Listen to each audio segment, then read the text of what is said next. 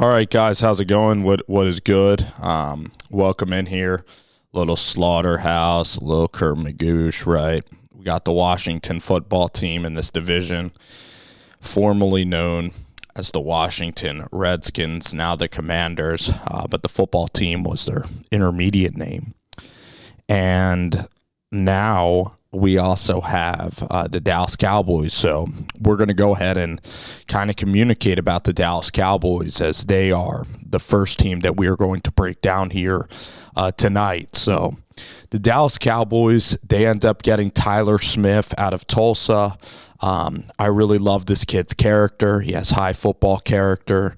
I think he's a very versatile guard. I really think that he's going to help out the offensive line here of the Dallas Cowboys, okay? They also got Sam Williams. Sam Williams is an explosive edge player who played at Ole Miss under DJ Durkin. So I really do believe that Sam Williams can be really, really good for Ole Miss, for the Dallas Cowboys. You know, I think he has good bend around the edge. I think that he can really, get after the passer. I love their pick of John Ridgeway in the 6th round, and I just think that the Cowboys loaded up, and, they have a really good team.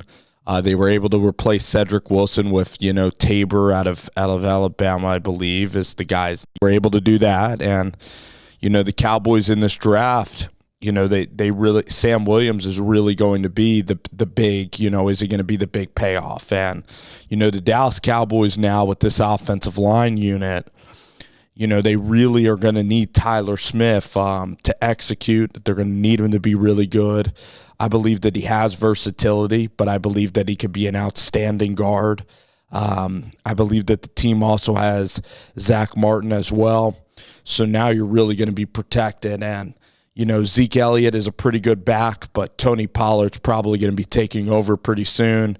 And, looking at Dalton Schultz, they get Ferguson from Wisconsin. You take a flyer on Big Cat Bryant, who played at Auburn as well.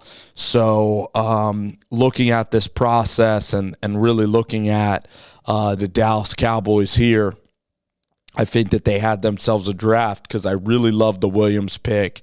The kid Tabor out of Southern Alabama really has juice at 6'2". I really think he's going to be a nice weapon in the passing game. I love the pick of Tyler Smith early on in the 1st round. And then you get Ridgeway, and Ridgeway is like 6'9". He can be an absolute monster, in the middle of that defense. So Sam Williams, you pair him with DeMarcus Lawrence, you can rush Ridgeway off the edge. There are a couple of picks interspersed that are, like Ferguson and some of these other guys. But the Dallas Cowboys roster, it's a pretty good roster as it is. You have Van Der Esch, you do have Diggs, Jordan Lewis, but you want to see maybe some more depth at cornerback, especially, there's some games where Diggs, it's tough for him to cover. But in this draft, they kind of went all over the map. They were the division champions last year, the 3rd seed in the NFC, and they were defeated by the 49ers in that game.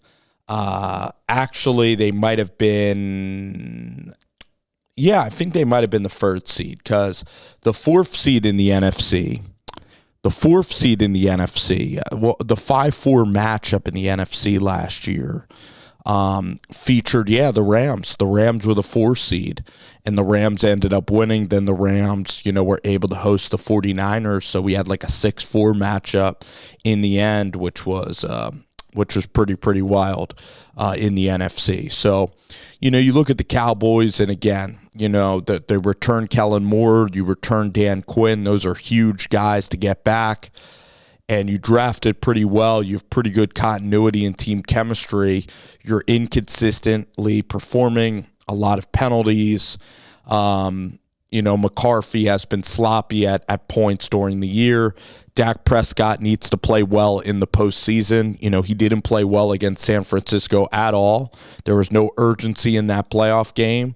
So the Cowboys have talent. And again, you look at this division right now, and we're going to be talking a lot about the NFC East here as a parallel.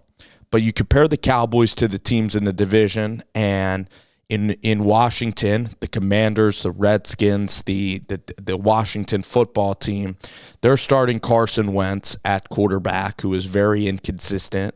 The Redskins' running game with Gibson I don't see him as a power back. I don't see him as an every down back in this league. You have McLaurin, who I've come to become a huge fan of. He's just like one of those guys, like on and off the field, he's a leader.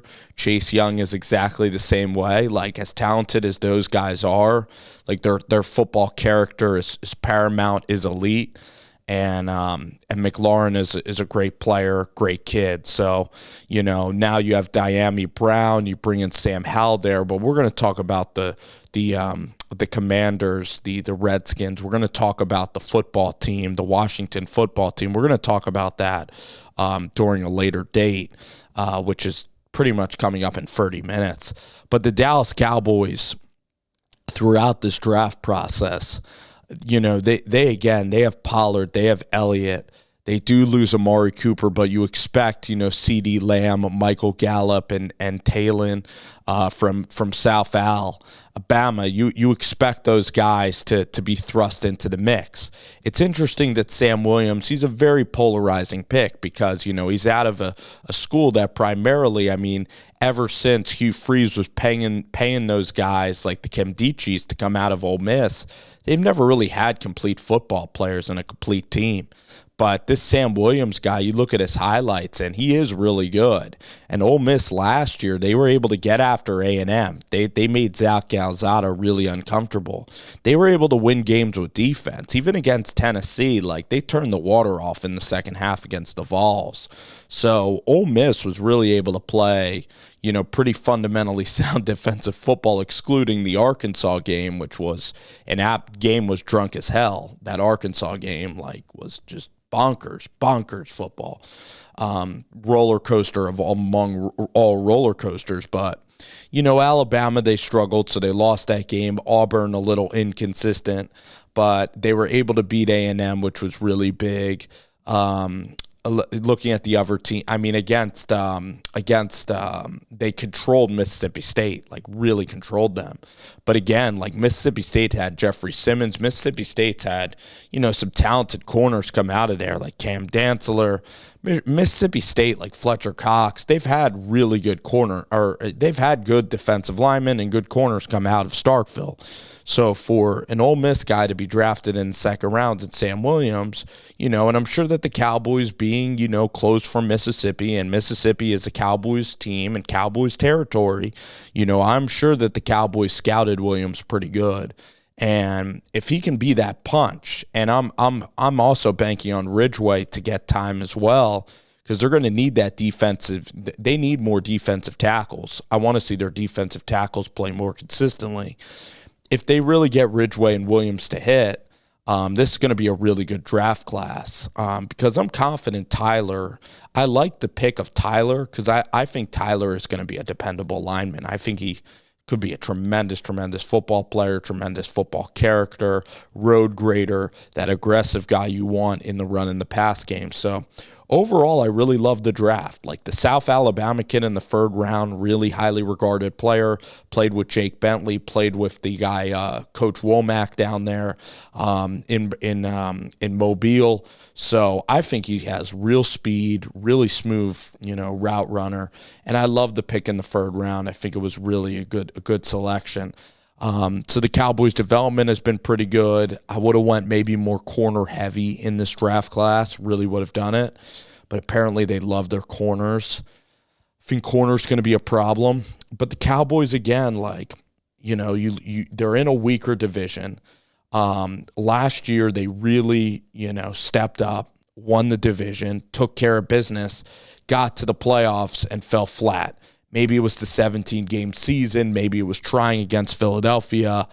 They were terrible in the first half of that game. The Niners absolutely just destroyed them in the first half. And if Garoppolo wasn't so reckless in the second half, it wouldn't have even been a close game. So the 49ers dominated the Cowboys.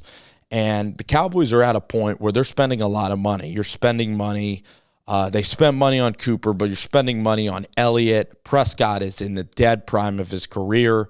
You have the two best coordinators. You have probably the best coaching staff top to bottom, because I don't know if I'm ready to put Kafka and Wink Martindale up there, with Al Harris and the Cowboys coaches. That English defensive line coach is really fantastic. Dan Quinn has been phenomenal. He was great. He could have been, I think he was named the assistant of the year in the National Football League. And then the fact that Kellen Moore led the number one offense is still not getting a head coaching job. I think that too many owners are just very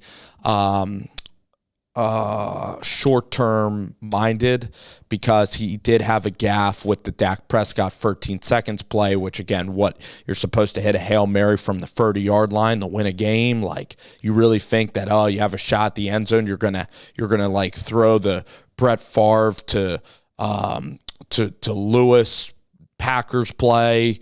You really think that you're going to hit a play from 30 yards out, like that Arizona Cardinals game to eliminate the Vikings in Week 17 of that 2004 season. You really think the chances of you hitting a 35-yard pass at the buzzer when the Niners can put everybody back on the goal line and prevent, the fact that you're banking on that as your one playoff out is patently ridiculous. So the Niners won that game. If they got one damn yard and didn't false start, they would have gotten out there even easier.